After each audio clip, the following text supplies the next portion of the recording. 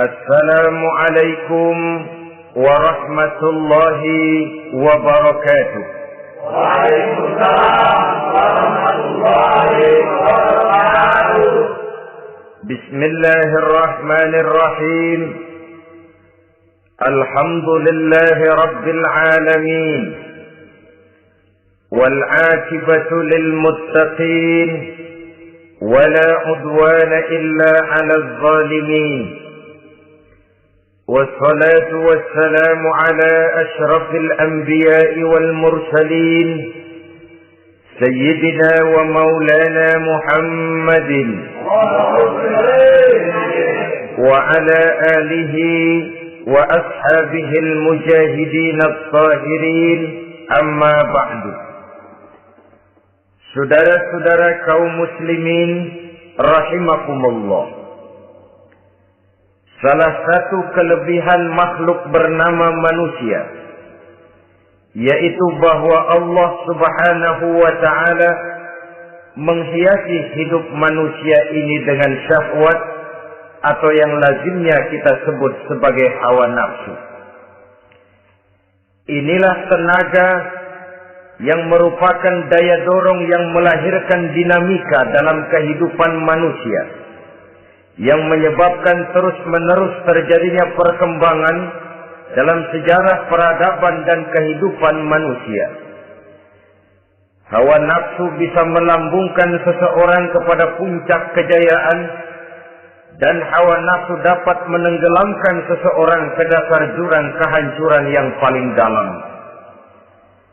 Pada surah Ali Imran ayat 14, Allah Subhanahu wa ta'ala berfirman, A'udzu billahi minasy syaithanir rajim. Zuyyina lin-nasi hubbus syahawati minan nisa'i wal banin wal qanatiril muqantarati minadh dhahabi wal fiddah wal khaylil musawwamati wal an'ami wal harth. Dzalika mata'ul hayatid dunya. Wallahu indahu husnul ma'ab. Mari kita perhatikan ayat ini lebih dekat lagi. Allah Subhanahu wa ta'ala menjelaskan, Zuyyina lin-nasi hubbus syahawat. Makhluk manusia itu dihiasi dengan hawa nafsu. Dengan kata lain, hawa nafsu adalah perhiasan. Manusia tanpa hawa nafsu sama saja dengan orang yang tidak berhias, monoton, tidak mempunyai perkembangan dalam gerak kehidupannya.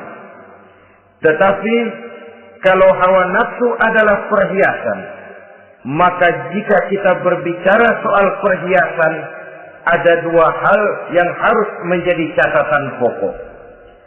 Pertama, kapan satu perhiasan boleh kita pakai? Yang kedua, di mana perhiasan itu harus kita pakai? Kalau saudara berdandan rapi, pakai sepatu dengan kaos kaki, celana, jas, pakai dasi segala macam, tapi itu saudara lakukan pada saat saudara akan pergi ke WC, maka saudara sudah memakai perhiasan tidak pada waktu yang tepat. Begitupun sebaliknya, kalau jam tangan saudara pakai di kaki, kopiah saudara pasang di kaki, lalu sepatu naik ke atas jidat, maka saudara memakai perhiasan tidak pada tempatnya yang tepat. Demikian juga sifat yang bernama nafsu.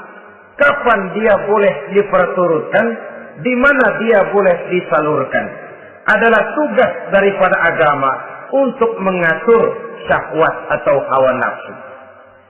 Lihatlah kehidupan malaikat. Malaikat makhluk yang diciptakan Allah tanpa hawa nafsu. Maka kehidupan malaikat monoton. Malaikat tidak mempunyai peradaban dan kebudayaan. Malaikat adalah makhluk yang secara instinktif diciptakan untuk berbakti, tidak punya alternatif atau pilihan lain. Saudara lihat, ada malaikat yang sejak diciptakan diperintahkan untuk sujud, sujud saja sampai sekarang nggak bangun-bangun. Ada malaikat yang sejak diciptakan diperintahkan untuk tasbih saja, yang lain tidak. Ada malaikat yang sejak diciptakan diperintahkan mencabut nyawa saja urusannya, yang lain tidak.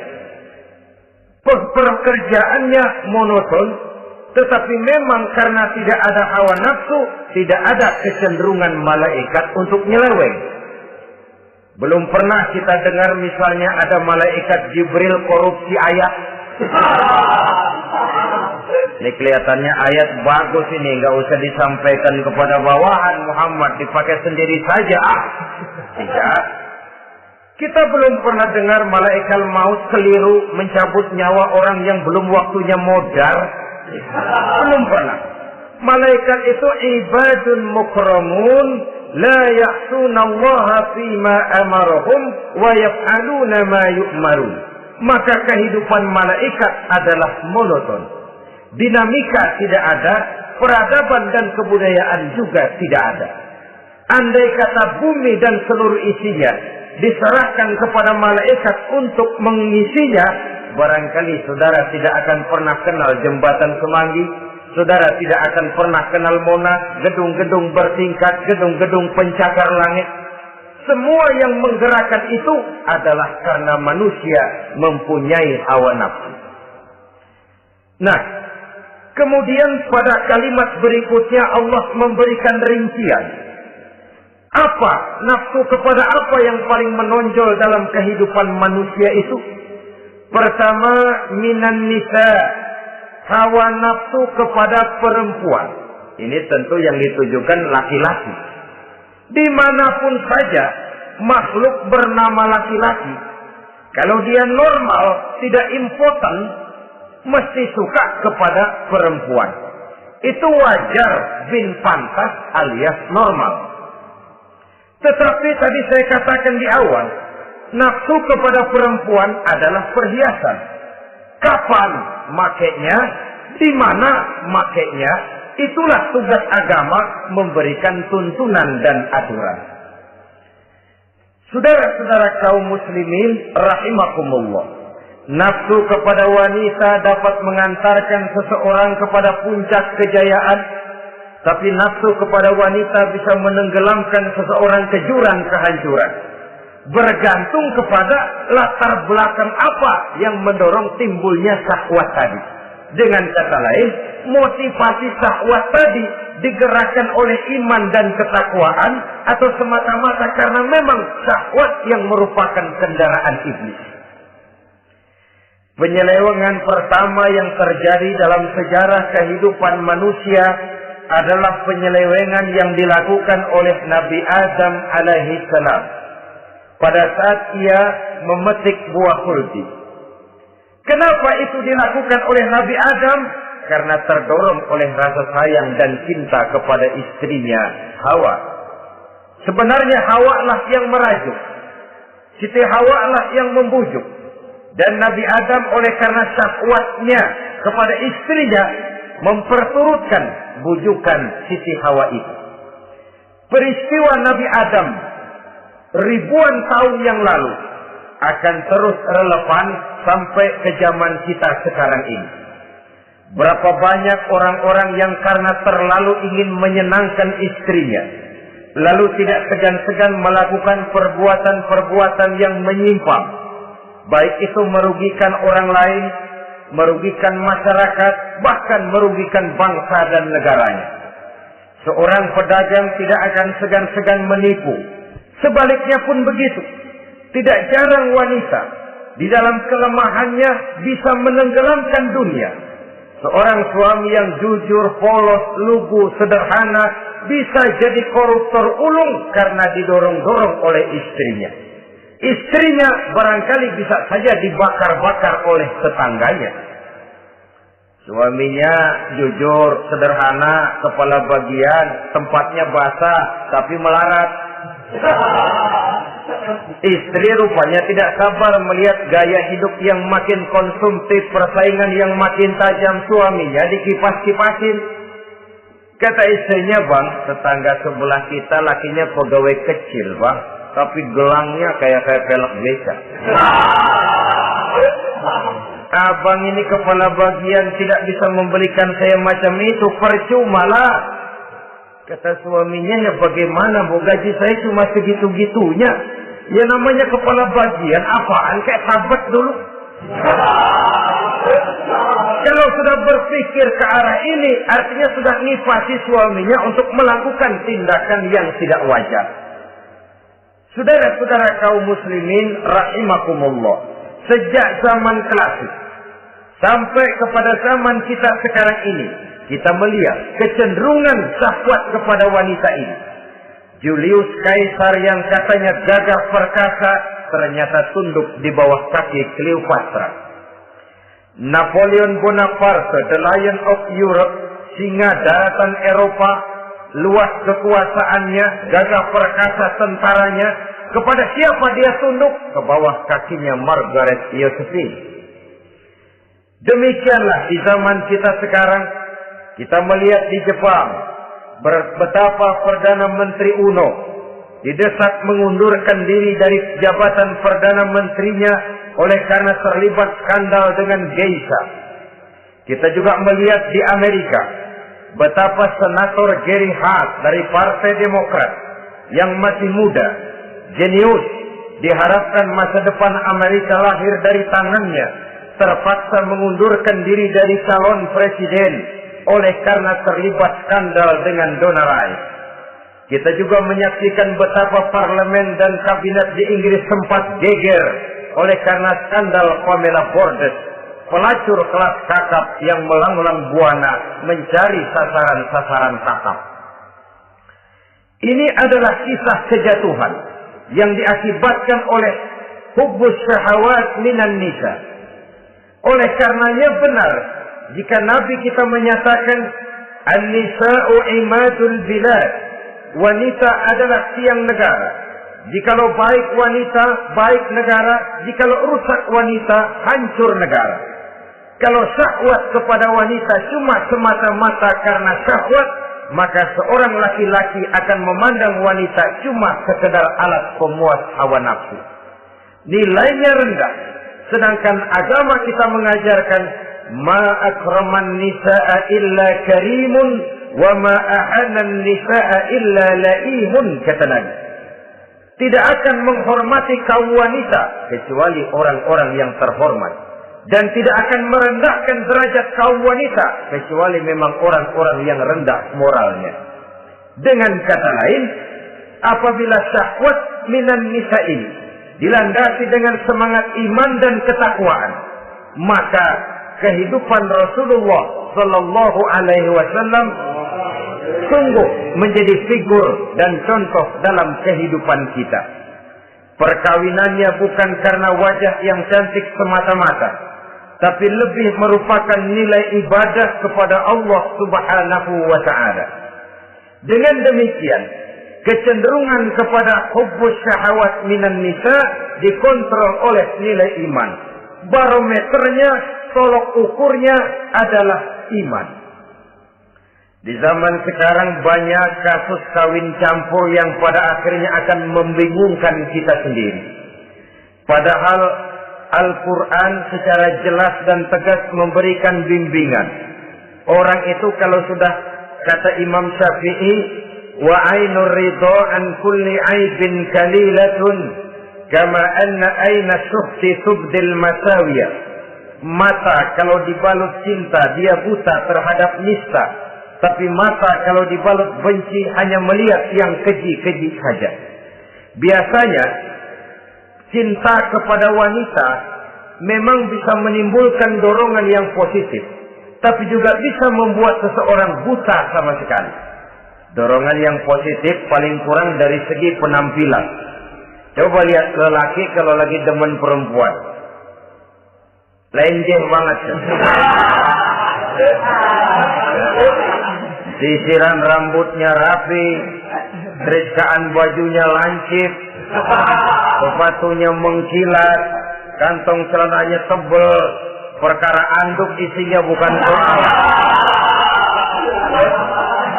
Yang penting kan gaya. Lalu dinamis, kreativitas ada saja timbul. Tapi pada sisi lain, jika orang sudah kehilangan pertimbangan, juga kadang-kadang tidak segan-segan mengorbankan akidah, mengorbankan nilai-nilai iman. Padahal ini taruhan utama, sampai Quran dengan tegas memberikan peringatan. Wala ammatun mu'minatun khairun min musyrikatin walau a'jabatkum. Perempuan budak yang hitam legam, kalau beriman, itu lebih baik untuk dinikahi daripada wanita cantik berkulit kuning langsat tapi musyrik. Lebih baik budak yang hitam legam beriman daripada wanita cantik berkulit kuning langsat berhati bangsat. Tapi kita kadang kehilangan pertimbangan. Karena agama, karena cinta agama digadaikan. Karena cinta akidah terjual. Karena cinta keyakinan jadi korban.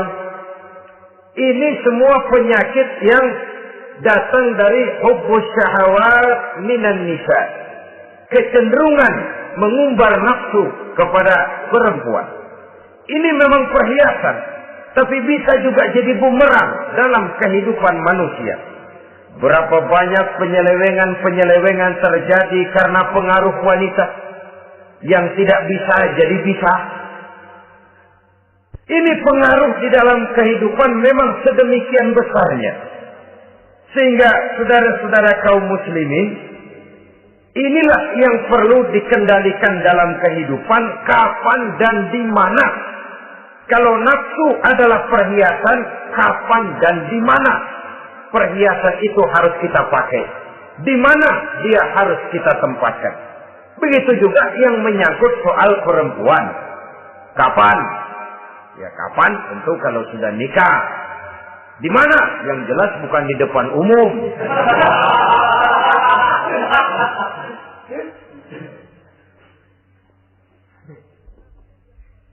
Ini nafsu yang pertama, minan nisa.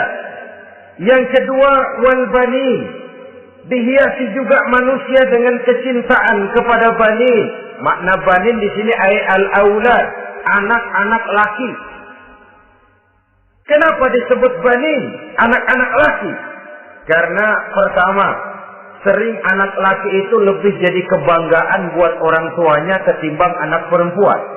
Sebabnya apa? Pertama, faktor nasab. Silsilah lebih kuat kepada laki-laki ketimbang perempuan. Yang kedua, faktor cita-cita. Orang tua kalau punya anak laki-laki, cita-citanya panjang. Nak, kau nanti jadi dokter ya. Nak, jadi insinyur ya. Nak, jadi pilot ya. Nak, jadi pengusaha ya. Nak, jadi presiden ya. Tapi kalau dia punya anak perempuan, paling, ya nak, mudah-mudahan nanti kamu dapat jodoh orang baik, nak. Dapat jodoh orang soleh. Saudara-saudara, yang ketiga, anak perempuan itu kalau sudah berkeluarga, biasanya pindah kepada lingkungan keluarga lain. Sehingga orang berkata, punya anak perempuan banyak sebenarnya seperti agen. Artinya ada yang mau bawa, kan gitu. Ada yang minta, ambil. Ada yang berminat, buntel. Paling dia nengokin orang tuanya lebaran.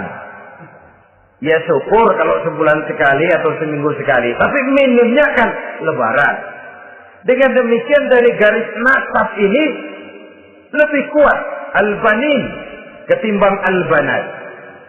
Manusia dihiasi dengan kecintaan kepada anak-anak. Sering karena terlalu cinta kepada anak, kita menjerumuskan anak. Terlalu sayang kepada anak, segala maunya kita perturutkan tanpa kendali dan kendala. Akhirnya sifat yang demikian itu malah mendorong anak untuk manja, tidak percaya kepada kemampuan yang dimilikinya, selalu mengandalkan kepada kebesaran, kemampuan daripada orang-orang yang dibanggakannya itu.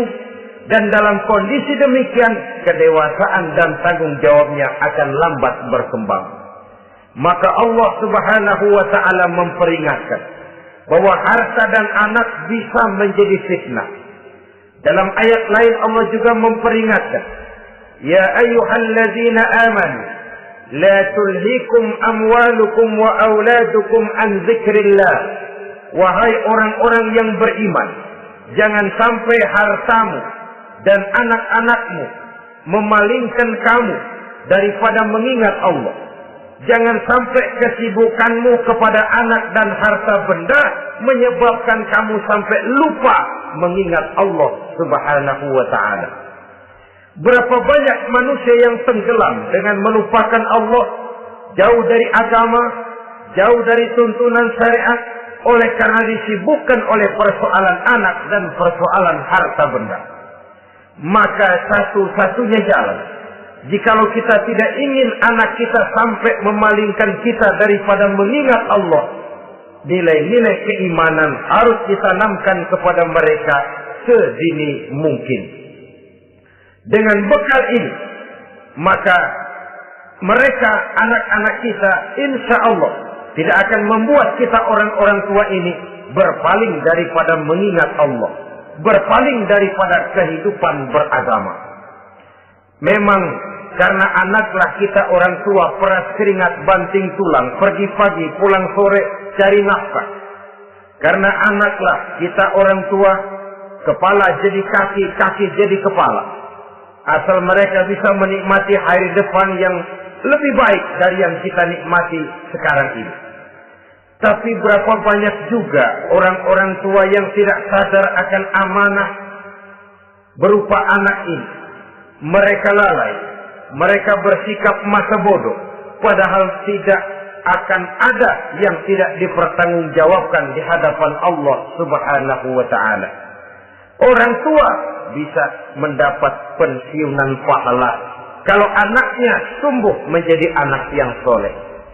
Tetapi orang tua pun bisa saja masuk neraka karena anaknya menjadi anak yang kurang ajar dan orang tuanya sama sekali tidak pernah memberikan pendidikan yang sebagaimana mestinya.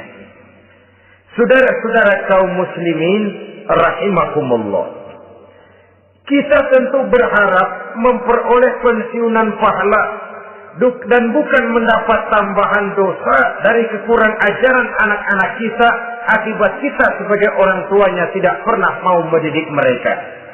Dalam hadis ada diriwayatkan, ada anak kurang ajar, sembahyang tidak, puasa ibadah tidak, kenal Allah tidak, beriman pun tidak, dosa kelewat banyak, kejahatan berkarat.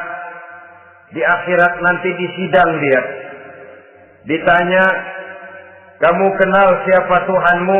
Tidak. Kamu tahu siapa nabimu? Tidak. Kitab sucimu apa? Tidak tahu. Kiblatmu di mana? Tidak ada. Kamu sholat? Tidak pernah. Kamu puasa? Tidak pernah.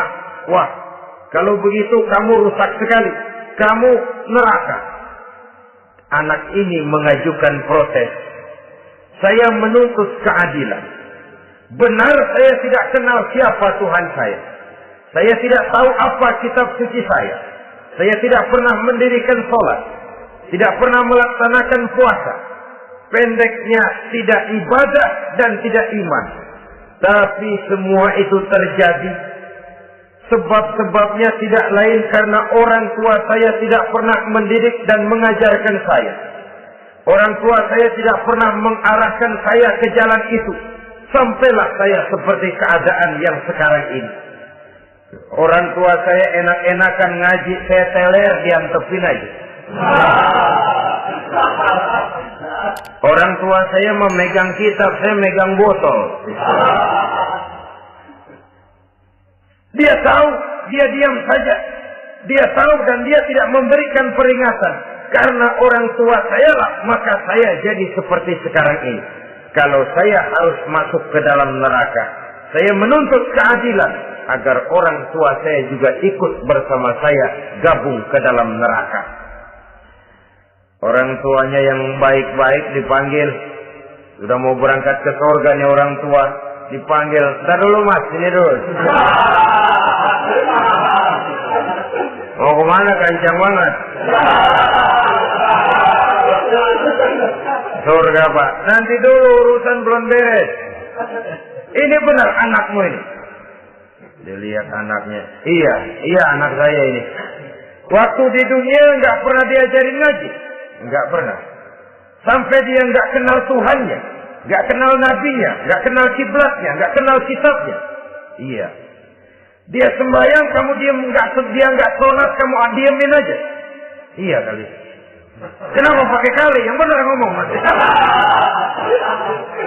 Ramadan dia nggak puasa, kamu nggak tegur, kamu diam saja. Iya. Wah, kamu nggak tanggung jawab. Kamu tahu anak itu adalah amanah. Menyia-nyiakan amanah adalah khianat. Khianat adalah dosa besar. Jadi bagaimana saya? Ya kamu gabung sama anakmu, join ke neraka berdua bareng. Lantaran kamu tidak mau mendidik mereka, anak-anakmu, maka jadilah anak-anakmu seperti sekarang ini. Saudara-saudara kaum muslimin rahimakumullah. Sebaliknya, jikalau anak-anak kita yang kita cintai ini, yang merupakan buah hati belahan jantung, tumbuh dan berkembang menjadi anak-anak yang soleh, yang bermanfaat bagi masyarakatnya, bagi agama, bangsa dan negaranya, kita orang tuanya bolehlah tentram menerima pensiunan pahala. Menerima pensiunan pahala dari kesolehan anak yang ditinggalkannya. Alangkah nikmatnya mendapat pensiunan pahala. Terbaring kita di bawah pohon kemboja, nilai kebaikan kita dikenal orang, nama kita akan tetap hidup. Oleh karena kita meninggalkan anak-anak yang tumbuh menjadi generasi yang soleh, bukan anak yang salah. Oleh karenanya, kecintaan kepada anak jangan sampai membuat kita lalai dari mengarahkan mereka kepada kehidupan beragama. Di zaman sekarang ini, kecenderungan kita mengarahkan anak pun sudah kepada kecenderungan yang berbau materialistis. Maka yang ramai bagaimana anak bisa mengejar program MBA, Master of Business Administration, supaya keluar bisa jadi manajer. Bagaimana anak lalu kursus komputer, supaya keluar menjadi tenaga yang canggih di bidang komputer. Ya, kalau dia perempuan cantik, bagaimana dia bisa masuk Akademi Sekretaris and Management, supaya bisa jadi sekretaris. Atau bagaimana dia bisa masuk sekolah nyanyi, supaya nanti jadi penyanyi dengan tarik suara, uang lalu mengalir ke dalam kocek jutaan nilainya. Maka yang ramai pun hal-hal yang semacam itu. Dalam pada itu, pengajian, kursus-kursus keagamaan, study club yang membicarakan masalah-masalah agama, ramainya kadang-kadang kalau bulan Ramadan, dianggap training center. Ya lumayan, daripada tidak sama sekali mah lumayan. Tapi dengan demikian ini kan merupakan bagian terpokok dari kehidupan manusia.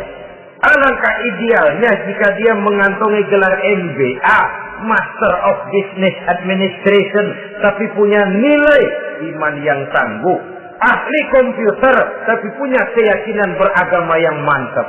Dan ini harus ditanamkan lebih dahulu sebelum dia menguasai disiplin ilmu yang lainnya. Saudara-saudara kaum muslimin rahimakumullah, kecintaan kepada anak-anak sering mendorong seseorang untuk menimbulkan sifat nepotisme. Segalanya serba garis keturunan. Sejak ia jalur birokrasi sampai ke dalam kehidupan sehari-hari, nepotisme ini bisa terlihat. Orang kehilangan kondisi objektivitasnya. Mampu atau tidak, soal lain. Bidangnya atau tidak, bukan soal. Yang penting masih ada hubungan keturunan. Maka timbullah tumpang tindih untuk sesuatu pekerjaan yang tidak sesuai dengan kemampuan dan keahliannya. Di desa-desa kita melihat masjid, ketua masjid bapaknya, bendahara anaknya, sekretaris mantunya, Bilal besan